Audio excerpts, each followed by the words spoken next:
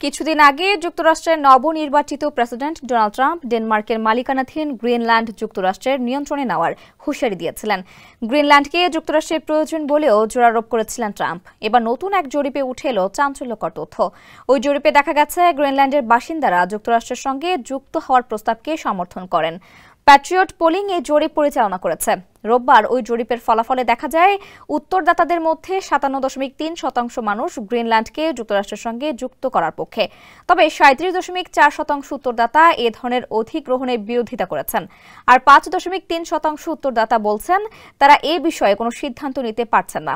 অবশ্য মাত্র 416 জন ব্যক্তির উপর এই জরিপ চালানো হয়েছে। তবে এটাই এ ধরনের প্রথম জরিপ। স্যান্ডেলিনা সো, রূপচর্চায় আভিজাত্য। এতেই বোঝা যাচ্ছে ট্রাম্পের বৃহত্তর আন্তর্জাতিক পরিকল্পনার প্রতি গ্রিনল্যান্ডবাসীর সমর্থন রয়েছে। প্যাট্রিয়ট পোলিং এই প্রথম যুক্তরাষ্ট্রের বাইরে এ ধরনের জরিপ চালিয়েছে। আবার ট্রাম্পের ছেলে ডোনাল্ড ট্রাম্প জুনিয়রের গ্রিনল্যান্ডের সফরের সময় এই জরিপ চালানো হয়।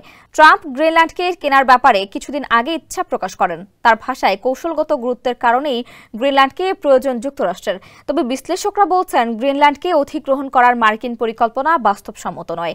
ডেনমার্কের প্রধানমন্ত্রী মেটে ফ্রেডেরিকসেন জোর দিয়ে বলেছেন গ্রিনল্যান্ড বিক্রি হবে না।